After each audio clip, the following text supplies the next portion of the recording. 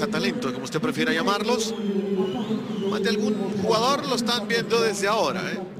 Akan terjadi pembantaian, adalah yang pasti di pikiran semua orang, ketika timnas Indonesia A bertanding melawan juara dunia 5 kali Brazil. Tapi, ada dua pemuda bangsa, yaitu Witan Sulaiman, dan talenta muda lainnya, Muhammad Iqbal, yang justru membawa timnas Indonesia A menguasai 90 menit pertandingan saat itu. Layaknya sebuah cerita dari negeri dongeng. Tapi memang nyata terjadi. Bagaimana dua pemain muda timnas Indonesia A bisa mempermainkan lini tengah tim sekelas Brazil? Simpan dulu kekaguman kalian. Di video ini, kita akan bagikan fakta-fakta yang kalian gak pernah tahu, yang akan membuat kalian semakin berdecak kagum dengan dua talenta muda ini. Tahun 2017 adalah partisipasi pertama timnas Indonesia di turnamen Toulon. Indonesia cukup beruntung bisa ikut serta, karena banyak negara besar sepak bola dunia rutin berpartisipasi.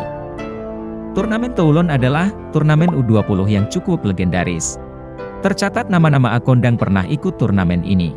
Di antaranya ada Cristiano Ronaldo, striker Prancis Thierry Henry, fullback kanan Brazil Dani Alves, kapten Kolombia James Rodriguez, dan masih banyak lagi. Di tahun 2017, Indonesia A diundang untuk ikut turnamen ini. Tapi, saat itu Indonesia agak punya timnas U20. Yang ada cuma timnas U18. Dan, dikirimlah Witan dan kawan-kawan, yang waktu itu mengisi skuad timnas U18. Marca 1-1 que te están haciendo, alguno lo tomes desubicado. Muhammad Iqbal lahir tahun 2000. Berarti, saat di turnamen ini Iqbal masih berusia 17 tahun. Bayangkan, masih 17 tahun udah bisa mendominasi Brazil yang mengirimkan tim U20. Jika Iqbal lahir di tahun 2000, Witan justru lebih muda lagi. Witan lahir di Kota Palu, tahun 2001. Artinya, saat itu Witan masih berusia 16 tahun. Di tahun 2017 ini, Witan dan Iqbal masih bersekolah kelas 1 dan 2 SMA. Begitu juga dengan pemain lain di tim ini, yang semuanya masih berstatus pelajar SMA.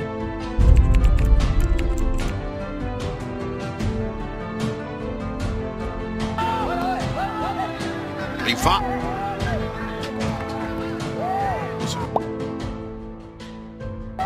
Sulaiman. Iqbal.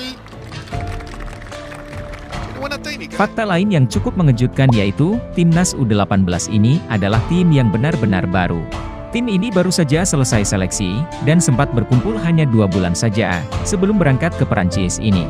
Hasil seleksi waktu itu, menemukan banyak pemain yang belum pernah memperkuat timnas junior. Di antaranya, adalah Rahmat Irianto, Lutfi Kamal, Firza Andika, Fedi Eka, Hanis Sagara, dan termasuk Muhammad Iqbal. Jadi, tim ini mempunyai 0 pengalaman bertanding internasional. Dan, pertandingan resmi pertama mereka berseragam timnas, adalah langsung berhadapan dengan Brazil. Eso puede pasar, es decir, tienes que prever que tu portero puede dar un rebote, que tu portero puede dar un mal rechace. Y si te das cuenta, el lenguaje corporal es decir, bueno, ya la sacó.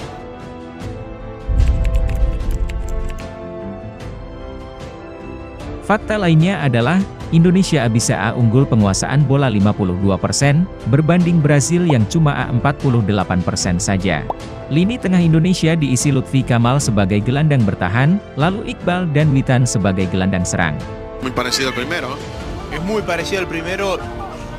Karena Toulon Cup ini memang sangat bergengsi, banyak pemandu bakat klub Eropa A, yang selalu memantau turnamen ini. Pujian langsung datang dari mereka, yang cukup terkejut jika Indonesia bisa lebih dominan dari Brazil. Con orden y agrupación de gente y acumulación de gente, no te pueden sacar del partido así tan fácil, porque Indonesia nunca sufrió defensivamente, Brasil nunca lo puso a prueba.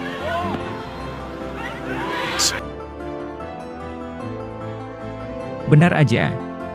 Berkat penampilan apik mereka di pertandingan lawan Brazil ini, baik Witan dan Iqbal cukup mudah untuk bisa berkarir di luar negeri. Begitu juga Egy Maulana Fikri. Witan udah 2 musim ini berkarir di Serbia dan Polandia. Sedangkan Iqbal sekarang bergabung dengan klub Korea Selatan. Se anima Indonesia con Sulaiman, atención. si funciona, sí.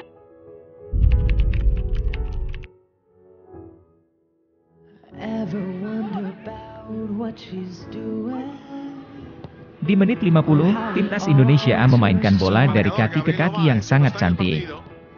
Bola bertahan di penguasaan Indonesia selama 30 detik. Dan, Garuda Muda melakukan 8 passing tanpa terputus, yang diakhiri sebuah umpan terobosan dari Iqbal ke Witan. Witan menyelesaikan serangan tersebut, dengan sebuah tendangan kaki kiri, yang sayangnya cuma menerpa tiang gawang.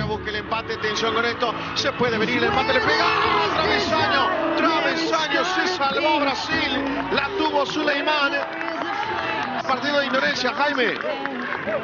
Finalmente pudieron combinar arriba, la media vuelta lo deja el central tirado en el piso y la definición es la correcta. No tenía ángulo para cruzarla, prefirió pegarle fuerte al primer palo, al ángulo. Y la pelota se... Sayang sekali bagaimana kombinasi cantik antara Witan dan Iqbal, masih belum mampu menggetarkan gawang Brasil.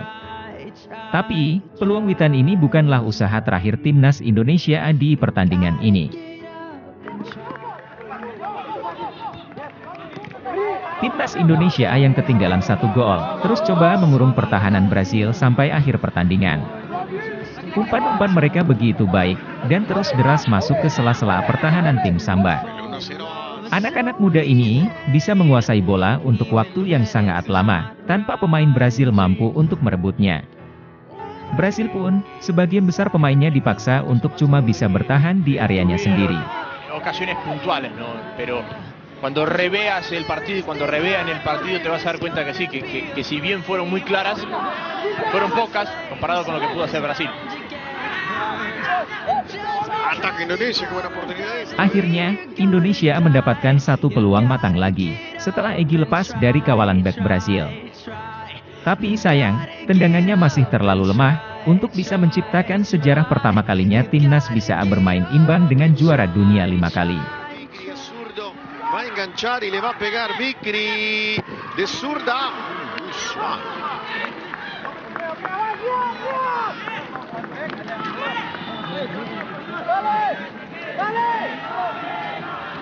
Forzada, le queda hacia un costado, hace el enganche. Y ahí es cuando...